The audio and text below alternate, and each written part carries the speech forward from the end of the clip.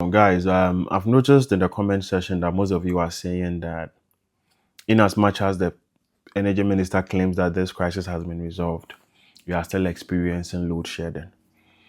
Now, this statement you are making in the comment section or this assertion you are making means two things. It means one, you didn't listen to what the minister said. And secondly, you don't know how power is distributed in the country. So quickly, let's listen to what Honorable Jinapo said. Then I will address how power is distributed in the country. Then you'd know what we stand, where we stand as a country. So let's listen to Honorable Jinapo. Now what you are here come a detailed timetable for transformer replacement and upgrade exercise. Last week, 140 you're publishing in now. Now what you are here come three. So you see, what the Honorable Minister is trying to say is that it has been resolved. However, there are some transformers that needs replacement and it's going to take time. He's going to come out with timetable and all that. So if you listen him and you listen him loudly, you would know where he was trying to drive at. However, AKOSOMBO contributes only 20 to 25% of the national grid. So in Ghana, Ghana's electricity generation is being managed by three groups. One, we have the Volta River Authority. Two, we have the Bui Power Authority. Then we have various independent power producers. Those are the three groups. And then this power is transmitted to what we call the National Interconnected Transmission System. And it is distributed to the southern part by the Electricity Company of Ghana. So one, you have AKOSOMBO. AKOSOMBO near hydro. And on the supply electricity to Eastern region, Asante region, and Greater Accra. Major national grid, 20 to 25%. That same power, and Yetumbima Togo, Yetumbima Benin, and Yetumbima Cote d'Ivoire. So if you're not within these regions, this fire at the substation doesn't concern you. The load shedding, if you are within some other regions and you are experiencing load shedding, it might be because of the West African gas pipeline issue or crisis. It might be because there is periodic low water levels and other stuff. So if you're not within the regions that I mentioned, you're not being supplied by AKOSOMBO. So one, we have AKOSOMBO, is hydro. Two, we have the Bui. That one is also hydro, contributing between 6 to 8% of the national grid. And your Toma Cote d'Ivoire, your Tombima Cote d'Ivoire, your Tombima Bibima Burkina, supplying upper east, upper west, the northern region, and savannah. Then thirdly, we have the Pong and your Tombima Obi, and also your hydro, supplying eastern region and Greater Accra.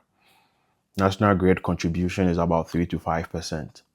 Then we have the TAPCO or TICO, and contributing between 15 to 20% of the national grid.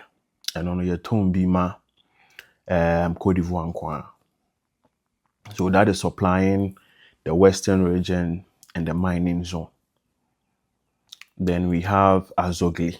Azogli was specifically created to provide power or energy for the Tema industrial area and part of Greater Accra. So thermal and only a thermal. TAPCO, NITICO, and also a thermal. When we say thermal, we are using natural energy to convert its energy into mechanical energy through the steam turbines. Those are thermal plants. So TAPCO and only issue and only a thermal. Azogli and also a thermal. Then we have the car power ship. That one too is contributing between 8 to 10% of the national grid. And also your Ntombi Mobia, and also supply part of Greater Accra, Central region, and part of Western region. Then we have the Send Power, and also contributing between 6 to 10% of the national grid, and also supply power to Eastern region and part of Greater Accra. Greater Accra is a very huge consumer, and also your thermal. Then we have Ameri. Ameri also supply part of Greater Accra and Asante region, and also contributing between 5 to 7% of the national grid.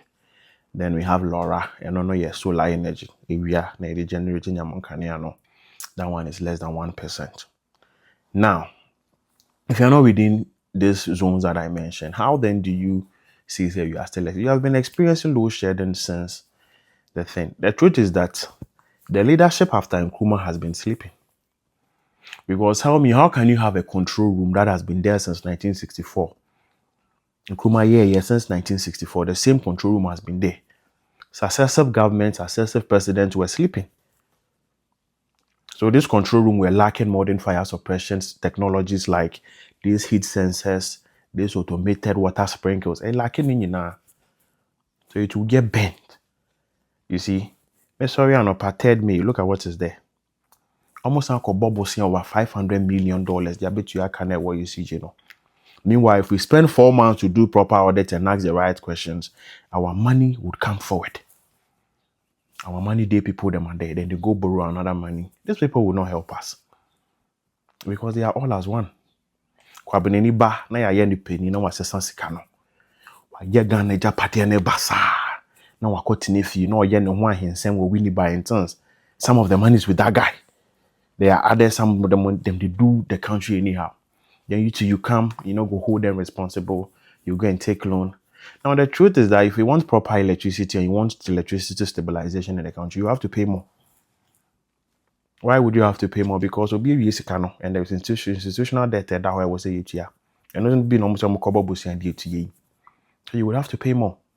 Why would you have to pay more? Because the tax to GDP in the country is very low. We are not mobilizing money properly in the country. I keep saying this since last 2 years. You see, the tax to GDP in Ghana is below the average even in the sub-Saharan region. So if you want proper electricity, if you want electricity stabilization, 24-hour electricity, you would pay more. Because a group of people have turned themselves into mafias. Hoarding and stashing cars of the hashtag YPGG, hashtag Youth for Proper Governance Ghana, and hashtag Hope in Action.